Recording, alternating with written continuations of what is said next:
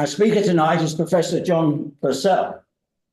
His working life was devoted to the study, research, and the teaching of industrial relations.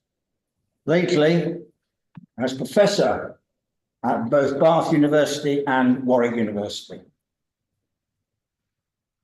His speciality is human resource management, and written enormously on this, including the Oxford Handbook of Human Resource Management. He joined the Earlsdon research group about 10 years ago, and this group, as many of you will know, looks at the local history of the Earlsdon area. The group has been active for about 50 years, and it came something as a surprise to John that although a lot of knowledge existed in this group about the watch and the weaving industries, they were less confident about knowledge of other industries in the area, such as cycle, motor, machine tools. And this really sparked John's interest, and hence the basis of this evening's talk. So I'm sure I'll have a fascinating evening exploring the leafy suburb of Earlsdon in Coventry. It gives me great pleasure to introduce John Purcell. Well, thank you very much for the invitation. I was very fascinated by the logo of your society, which is the gasworks at Warwick, because it triggers in me a very fond memory. At the time, my parents lived in Offchurch, and I would come I was doing my sixth form, I was doing my A-level history, and I'd come in and work in the Warwick Library, and I wrote my history, my long history essay, my thesis was on gas lighting in Warwick. There we are. It shows you that I've always been interested in industrial archaeology, I call it, and industrial economics. So Earlsdon, if you go into the Motor Museum in Coventry, on the wall, in one of the walls, in the side room, there's a lovely map of the whole of Coventry, and it just shows you Earlsdon, and it shows you the Clarendon, Allard, and Rex. Well, more of all of those in a little while. Earlsdon, for those of you who don't know, Earlsdon in 1850 was a field. It belonged to the farmer called George Moore. But in 1852, the Freehold Land Society, who were keen to develop the use of mortgages and landholding so that people could get a vote, they bought some 250 plots in Earlsdon, what became Earlsdon, and laid them out in eight streets, and we'll come across many of these streets in a little while. At first, it wasn't very successful. It took a long time for the plots to fill up, and sometimes the plots were sold but not built on. Other times, buildings were put up, but nobody lived in them. There was no sewage, which was rather a problem for them. But the other thing was, of course, that if you look at the map, you'll see that there was no road access to Coventry. You had to go down an alleyway and walk through the alleyway into Coventry, or you could take what became Earlsdon Lane, and that took you to Herstal and Chapelfield, or there was War Lane on the right-hand side. So, yes, of course, in Coventry at that time, the main occupation, the main industry was that of silk weaving. But conditions in the town were appalling. There was the health problems were intense, both in cholera and other such diseases swept through, and people lived largely in courts which were overcrowded. And if you want to see a court, go to the Watchmakers Museum in Spon Street in Coventry, because it's based in an old-fashioned court. So therefore, some successful weavers, in this case George Poole and David Green, decided with their families, which were in their 40s, to move to Earlsdon, and they built this house in 1854, 2 years after the suburb was established. And you can see it's a classic weaver's top shop, which has this, with all the hallmarks of a weaver's top shop, because the top shops face the streets. Excuse me. Whereas if you go to watchmakers, their top shop's always at the back of the house. And of course, watchmakers always thought themselves to be superior to weavers in every way, and certainly their income was much higher. So, alas, poor George Poole and David Green and family, they came here in 1854, but by 1871, they'd gone because of the Cobden Treaty, which flooded the market with French ribbons, and indeed the fashion was changed, and weaving went into considerable decline. And so they were gone, but then both houses were replaced by watchmakers, and across the road from the weaver's house of George Poole and David Green, there was a shed, and in the shed there was a power loom, which was it was doing weaving there, but that didn't last very long, and eventually it became the Methodist Church, the Wesleyan Church.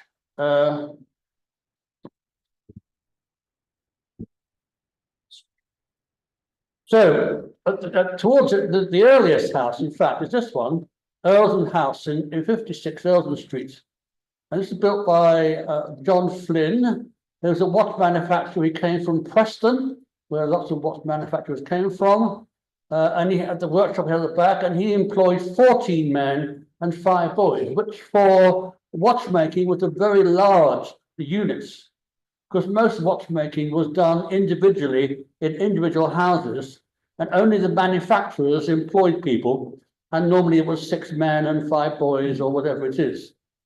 But for some reason, John Flynn sold the house. It was bought by another watchmaker, Joseph White.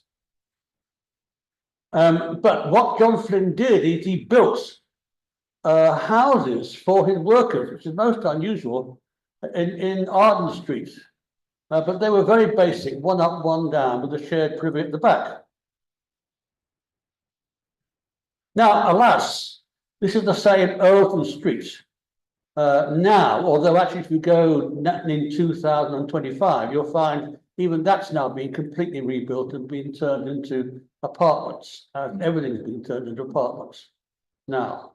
But why it's like this, we'll come to later on, because it's all part of the industrial heritage of Earlsdon. Further up to in one of the original streets, there's Clarendon Street. And Clarendon Street, there was Clarendon House and Westwood House, and they're classic, prosperous watchmakers' houses. And subsequently, Sir Arthur Herbert lodged here when he first came to Coventry, and he built his machine tool business just a little bit down the street in the Butts. But then it also became the family home of the Gibbards, who were notably tailors, but Sir Frederick Gibbard grew up and went off to King Henry VIII School, and he was the famous architect of Harlow, Newtown, Liverpool Catholic Cathedral, Regent's Park Mosque, and many other places too, including the city centre in Nottingham, the other place, Nuneaton, which is not very pleasant, I don't think. However, the last watchmakers who lived in Clarendon House, there was William Hammond, and his father was William.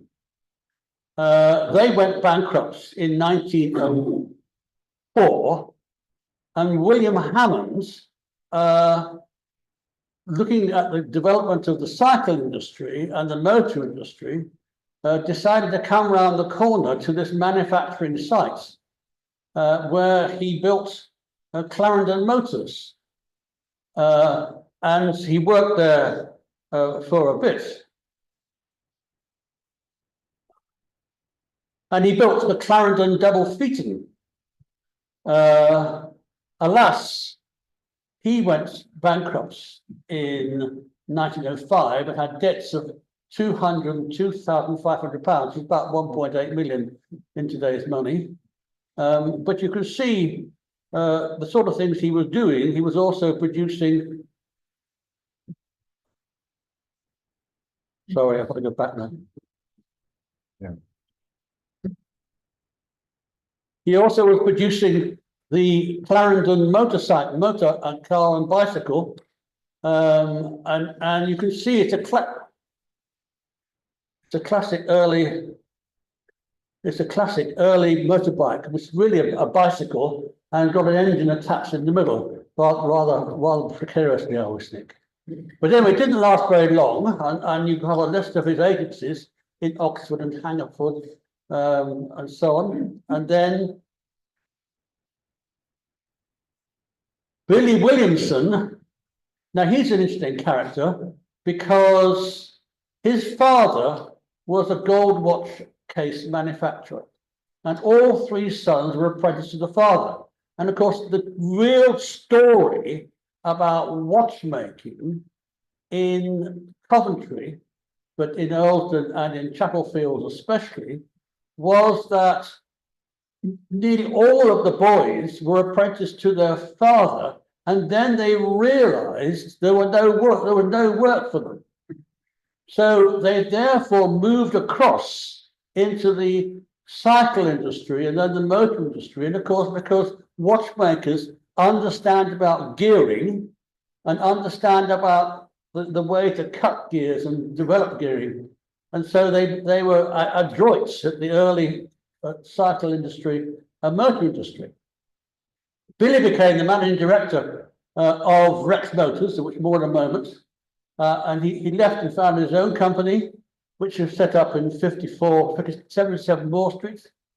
And his brother Harold was of the age, completed the Land's End John O'Groats run in a record time of 48 hours and 36 minutes on a Rex motorbike, 3 horsepower.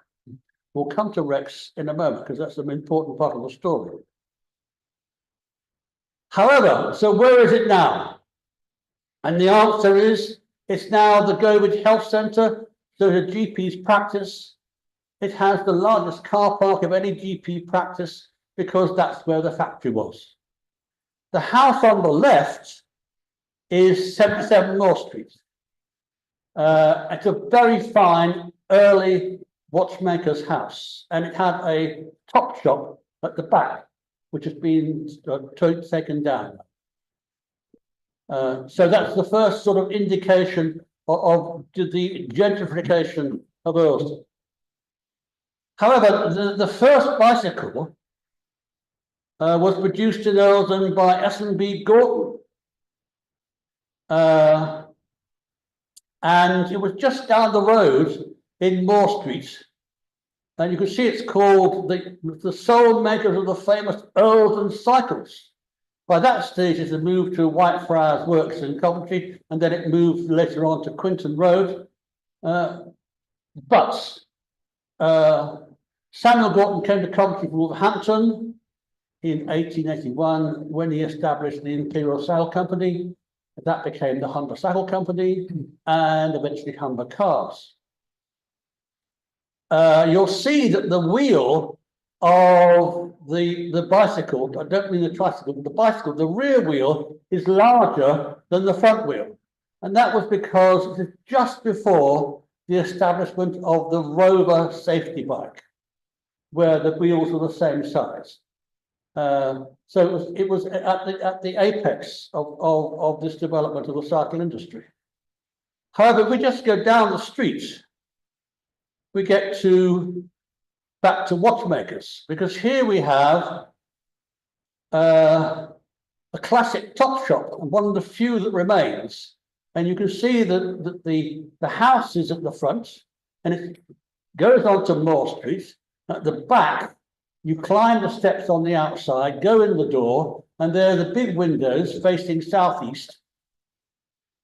And you had 3 or 4 workers working in there, or in his case, it was Alfred North.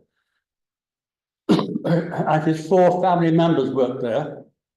And they were in the census of 1891, 1901, and 1911, and in the Spendle Street Directory of 1912. And there were 2 other watchmakers in the neighbouring properties, including William Stevens across the road in Moore Street. Now, if you get to the 1921 census and you look for Alfred North, you find he's a labourer. So again, it didn't last forever. But he did, his family worked quite successfully in this top shop for this period of time.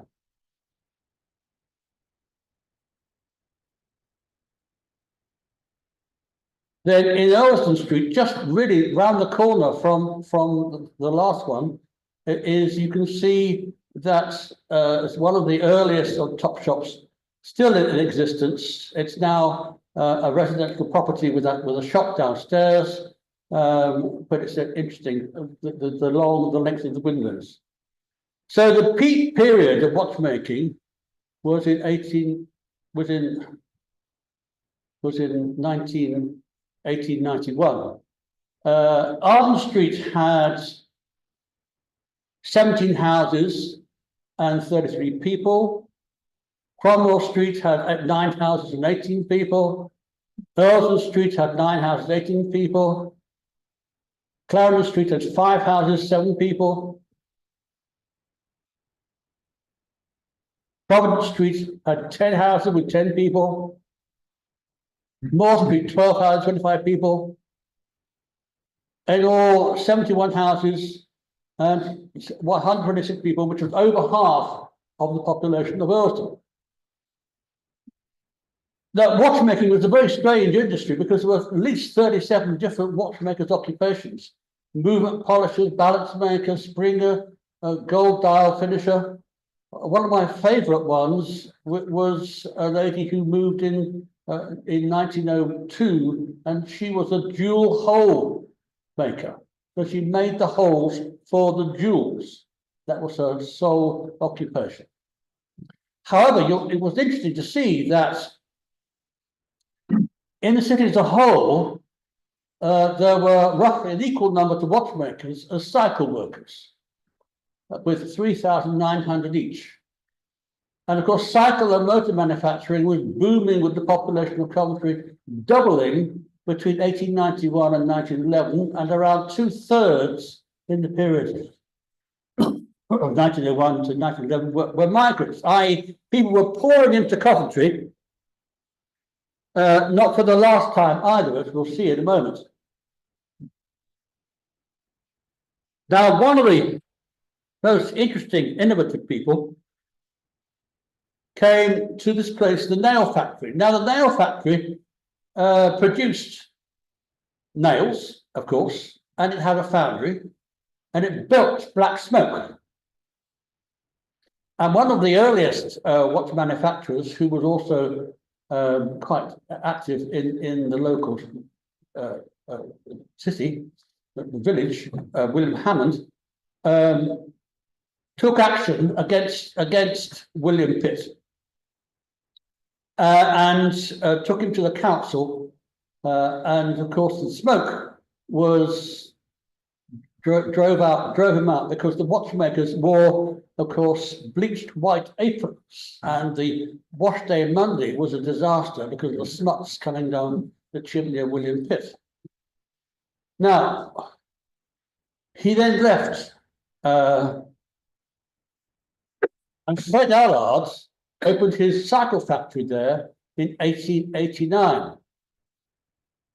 Now, Fred Allard is a very interesting character because he was a professional cyclist in his 1880s. And he was the first world champion that Earlsdon's ever had, maybe the only world champion we've ever had. He was the world champion safety bike rider. And he went over to the States in 1889 to cycle there, but he came back quite soon with his 2 mates to say you couldn't get fair play in America. So he opened his cycle factory in 1889 and he produced the Royal Allard bike, which was favourably received. But unfortunately, he wasn't a very good businessman and he resigned.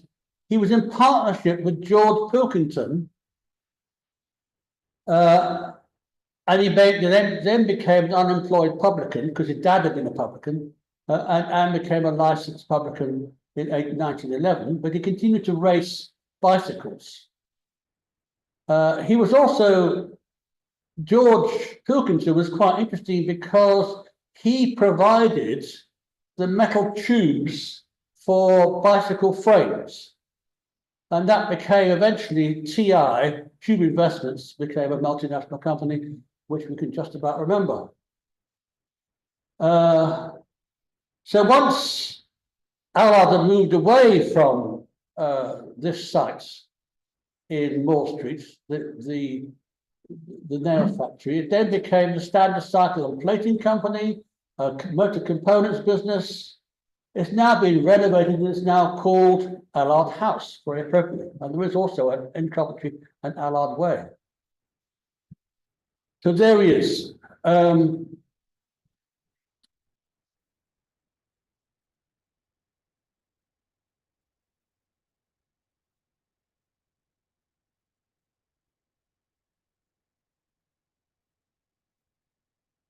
And here's one of his bicycles. Oops. Sorry, curve bottom.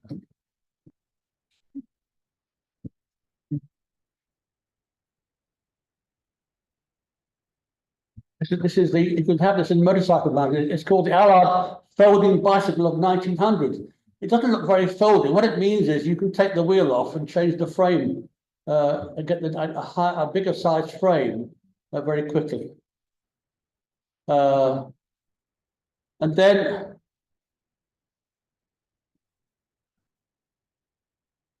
he also produced this. This is the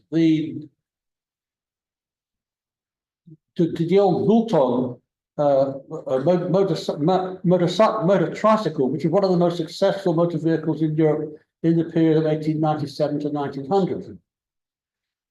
So what the Pilkington man did, George Pilkington did, with Allard now trying to become a publican, is he recognised that the site in the nail factory was hopeless, and he had to go to a bigger site. And he knew that building work was taking place all over Earlsdon. And the street, the Providence Street, was about to be extended into what's now called Osborne Road. And he then bought a site before the road was developed. He bought a site, and on that site he built Rex Motors.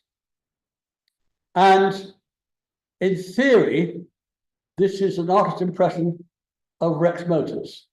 But if you look very carefully, you'll see that, of course, it's a classic. This is what a factory should look like. And in the front, you can see, although it's making motors and motorcycles, all the transport is horse. So it's a really pathetic. It actually comes from the letterhead of Rex Motors of 1905, which I picked up in the Herbert's archive. They produced cars such as the Rexette, and there is one in the Motor Museum in store, which is bright yellow, and so it's a live frame, balanced motor, rigid car body, and just to show a bit more, you can see it claims that the Rexette, the king of little cars, 1903, could climb a 1 in 9 slope with 6 passengers. But can you imagine where the 6 passengers go? I can't fit them on myself. They must sit on the mudguard or something. But it tried very hard, Rex Motors, to develop cars. It also produced the big car, which was selling for 780 guineas, and was a four-seater, of course, with a four-stroke engine. But the trouble is the site of Rex Motors was too small. It wasn't big enough for car production, so they began to concentrate on motorbikes.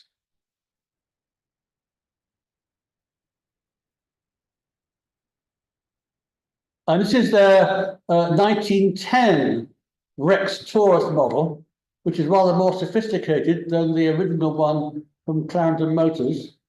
And also they were very, very innovative. So they made the first teletopic forks and rotary valve engines, and they claimed to have the largest output of any motorcycle company in the world. And they introduced magneto-ignition in 1910. So they were on the cusp of being something very important, but the site was too small. They then decided, in association with this lady, Muriel Hines, that they should build motorbikes for ladies. And so Muriel Hines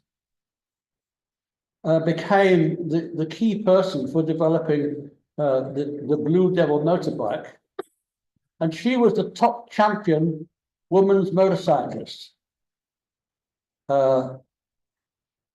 She always wore a long skirt and a bonnet tied under the chin. She came from a well-off family, but was orphaned aged 8, going to live with her uncle. Both the uncle and her brother were keen early motorcyclists. Muriel followed them, and in 1906, she was awarded a gold medal for the London-Edinburgh 24-hour run. The winner's time was 22 hours, 38 minutes. Muriel came in at 22 hours, 52 minutes.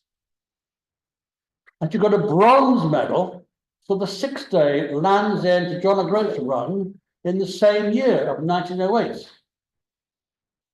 And in January, the ACU quarterly trial, in horrendous weather, she beat 2 men into 2nd and 3rd places. And this was reported in the local press, much to the consternation of many men, as you would expect. And she is actually, if you look her up on the web, she's something of a feminist icon now, for good reason. So this picture is of Muriel Hines in the Scottish motor 6-day trial. So there she was with her bonnet. And I like the man second from the right, who with a fag in his mouth, you know. And you think, you know, he wouldn't put up very fuss from Muriel. She was obviously quite tall, but she was very, very good. And she said in 1936, when she was interviewed, that roads were inches deep in dust in the summer, almost impassable in winter, and on all except big main roads, loose stones and even small boulders had to be watched out for and dodged every few yards. And she said that in the 1910 Scottish trial, she had 10 punctures. And at one stage, in another Scottish trial, it was in Scotland, up in the Highlands, the central bar on the handlebar broke, and she'd careered off and nearly went down into a precipice, but her husband, who was following her, rescued her. But she was her own mechanic and was a very doughty woman. So she had 13 punctures in 1910. And then there is the Blue Devil, designed by Rex Motors on Osborne Road. Then Rex didn't do very well, and then went into receivership in 1913, 1914, largely because it didn't get the War Office orders for motorbikes, which Triumph did. Because again, the sites in Earlsdon were too small to supply the War Office because of the number of motorbikes it wanted. But here are the workers. So it then joined forces with Acme became Rex Acme. And here are the workers all lined up for that classic photograph in 1922. I think there are 160 workers, including 8 boys in the front. And then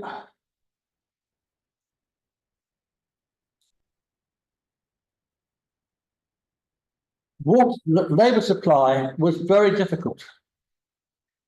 So again, there were 23,000 migrant workers came to Coventry in the decades 1901, 1911. So if you're looking for labour in this time, it's really hard to find.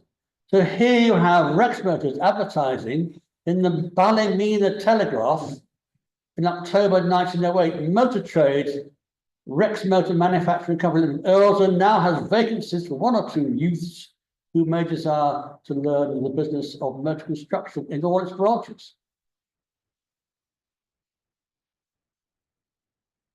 And here is a photograph of the engine testing shed. And it's a classic of its type, because you can see all the engines just sitting around there waiting to be tested. But what fascinates me is you can see that the belt-driven lathes. So you've got a gas boiler, almost certainly, turning the central shaft along the upright, the horizontal shaft attached to it are the wheels, and then you can move your belt to attach to the wheel or not attach to the wheel and drive the machinery down below. It's absolutely standard for that type of industry. So in 1902 they developed a new 9 horsepower single cylinder engine with a shaft drive and a fixed plate frame. It was unusual for motorcycle and motor manufacturers to make their engines and key parts, but they were so innovative. So they then began to race in the Isle of Man, because again, Fred Allard was doing this. And it turned out to be a wonderful, of course, advertising slogan for them, to be able to say how successful they were in the Isle of Man TT races. So the most successful rider was Walter Handley, who won both the junior and ultra lightweight classes in 1925. And in 1926, he gained the world's 1 hour record for covering 91 and 21 miles. And here is the 1926 TT Rex Acme motorbike, which is in the Motor Museum. And it was the golden era for the company on the racing circuit. It went into liquidation in 1932, like many other companies, and Walter Hadley. But then it was taken over by Triumph Motors, and in the 1930s it produced the 3 spires bicycle. But it went back to bicycles in the 1930s. So that was the end of the motorcycle industry, motorcycle experience, and their car experience. So what happened to it then? Well, it became Alpha Engineering. Between 1948 and 1987, that specialized in making petrol engines for industrial purposes, and later general engineering, including test rigs for Mini. And in 1975, it had 140 employees. 1975, 140 employees.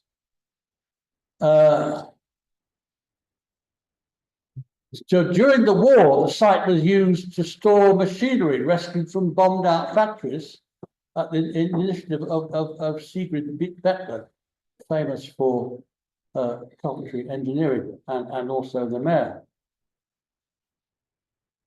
What's happening now? Well, the answer is it's the diocesan sheltered housing. So you wouldn't have a clue that it was Rex Motors, except there's a little sign outside to say it is. Down the alley on the right, it's a little alley on the right, going to Stanley Road, there was the Maywood Rug Pop Mineral Factory between 1898 and 1961, which later became Sphinx Drinks. And until 1921, it had horse-drawn drays which went through the city. And so the road you see was busy. What occurs to me is that you had Rex Motors, you had busy roads, goods inward, goods outward, and then you had the horse drays delivering the drinks. So Earlsdon was not the same as it is now at all. You can't really see this map very well, I don't think, but at the bottom, there is Rex Motors, and this was really the peak period of Earlsdon manufacturing, 1926. And there are other factories, which we'll come to in a moment, including the Caesar, the Empire Works. But one of the fascinations I have is, of course, we now have wonderful communications using smartphones, but postal communications was also key for business. Good communication always key for business. And in 1904, postal collection times from Earlsdon, as you can see, 5:15, 7:45, 10:30, 1 p.m., 2:40, 5 p.m., 6 p.m., 7:45, 9:35. Letters may not exceed 2 feet in length and 1 foot in width. And the standard postal rate for letters was not exceeding 4 letters, was a penny. And then in terms of delivery, they had 5 deliveries in a day. So you could post a letter at 7:45 and it would be delivered in the afternoon. So it was very smart postal communications. And I wish we could have it now, but there we are. Along the road in Clarendon Street, another strange innovation took place, which was the tube with a bell. And the tube with a bell came from the butts into Clarendon Street because they wanted the biggest site. And Harry Weston, who became the sometime mayor of Coventry, and also was a machine tool manufacturer, he lived in the house opposite the tube of the bell factory, and he remembers with affection hearing the tube of the bells being rung and tested. And he lived in Sticle House, next door to Harry Harley, of which more in a moment. But anyway, it moved out, and in fact, it moved into the Cotswolds after a while, and so the site became vacant, and it became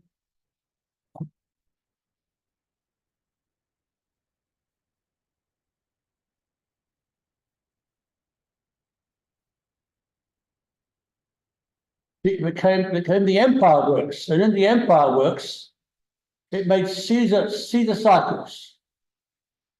And it took over the site from the Tube of the Bell Company, and that was there from 1919 to 1929.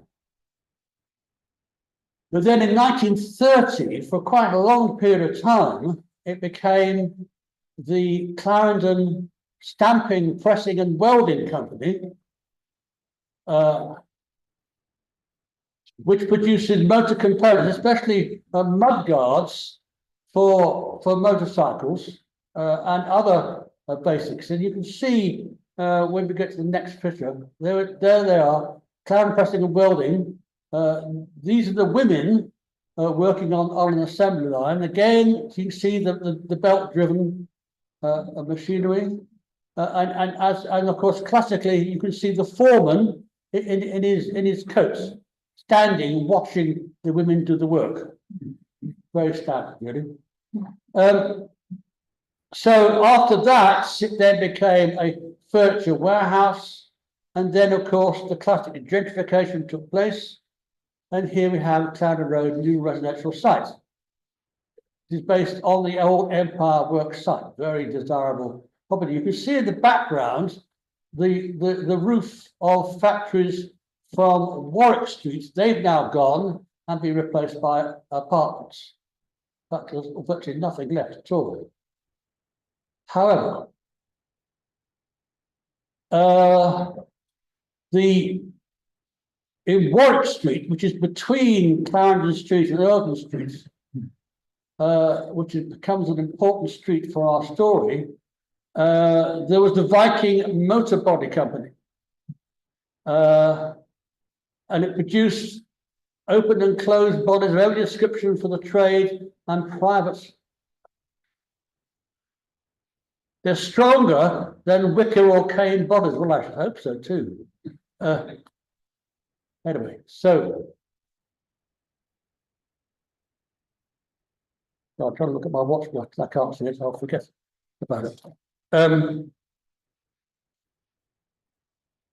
Meanwhile, this is the site of Earlsdon House, and you could see, right point up here, on the left-hand side, on the right-hand side rather, you can see there are the houses which are Flynn's cottages with the privy at the back. You can see the privies, yes? And then next to Earlsdon House, the big house, surrounded by our garden, and it has an orchard opposite and a nursery over there. And this is Arden Street, and now the road links up. But anyway, so this was a desirable place. But then Harry Harley got involved, and Harry Harley, who later became Sir Harry Harley, he bought Earlsdon House in 1926 from Alexander Craig, who was the MD of the Maudsley Motors. But Harry Harley's story is that he had been an apprentice, aged 14, to Alfred Herbert down at the Butts, and was the most talented apprentice, and became a foreman at the age of 18 and an over foreman at the age of 20.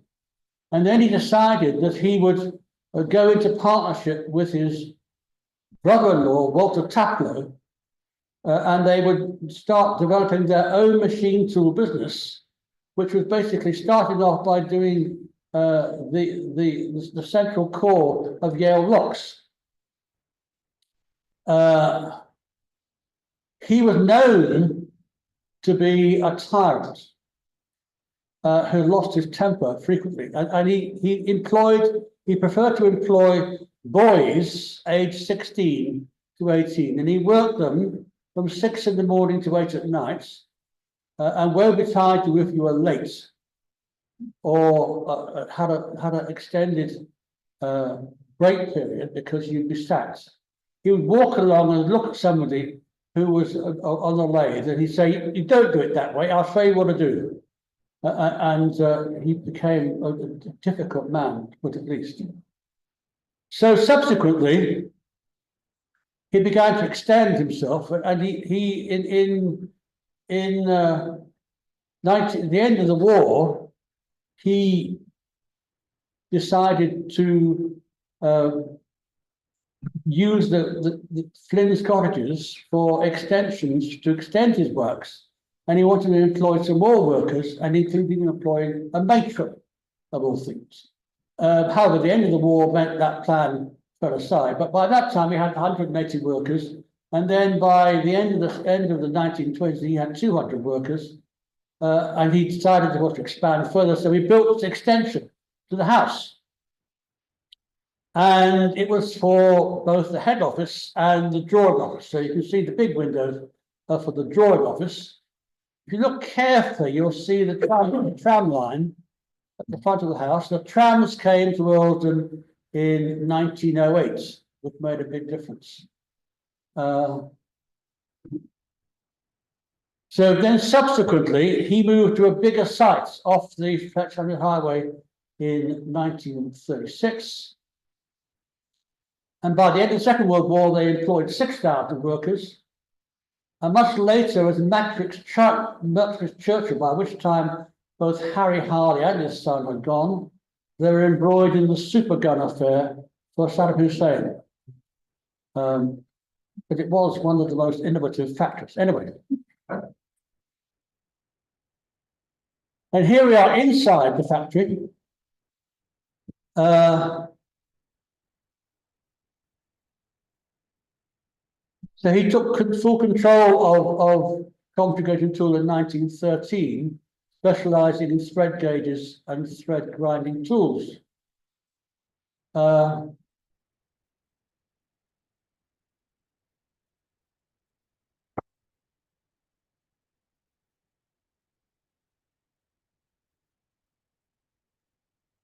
Again, another site of the same thing, the man with the flat hat. But again, so it's again noisy, it's busy, belt-driven lathes, milling machinery, initially powered by a gas boiler. Very noisy, again, by constant transport of goods inwards and goods outwards. And there were 2 breaks in the day. Breakfast at 8:15 and then dinner at 12. Looking at the same site as the last photograph, just looking at exactly the same site, you can now see that it's Williamston Court. The gentrification has taken place, so it's now apartment building. There's no sign at all of Rex Motors. The last known photograph of Rex Motors was this one.